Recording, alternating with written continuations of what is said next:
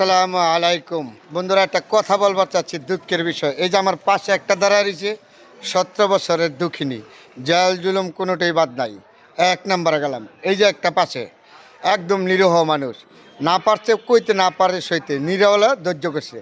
এই যে একটা, তার একটা গুণ আছে, তার মা ছিল একটা ভক্ত, আবার এইভাবে নির্যাতিত হয়েছে। এইভাবে 17 বছর এই প্লাবানগুলি নির্যাতিত হয়েছে। আমি কিন্তু প্রত্যেকটা আমার তো বয়সে ছুটি বলে দিলাম, আমি তাদেরকে সম্মান করি। 17 বছর হয়তো মারামারি করে না, কাটাকাটি করে না, সর্বত্র বেশি নির্যাতিত এই ছেলেটা নির্যাতনের কথা মনে হইলে আমার চোখের পানি আসে। রিমান্ড এমনকি নিখোঁজ ছিল, ফিরে আসবে যে তাও জানি না। আজকে এই সমস্ত পোলাপানতে যদি কথা বলে যে এরা নতুন নতুন পোলাপান আছে, তাদের উপরে তো হাত ঘুরায় এরম করে, তো দুঃখ লাগে।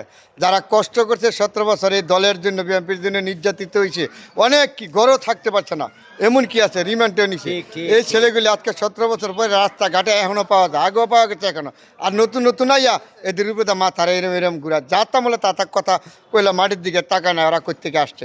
তাহলে সবার কাছে বললাম, এগুলি আমার দলীয় ভাই, বিএনপির আদর্শ সৈনিক, তাদের জন্য সবসময় আপনারা দোয়া করবেন।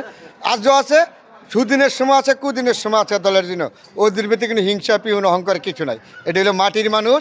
বিএনপি যারা উপরে নেতা আছেন, তারা আমার ভিডিওটা দেখবেন, আপনাদের প্রতি টাকা পয়সা দিতে হবে না, তাদের দিকে একটু চোখ কান খোলা রাখবেন, একটু মুখে একটু সালাম দিবেন, তাদের জন্য দোয়া করবেন, এটাই যথেষ্ট, তারা খুশি হয়ে যাবে।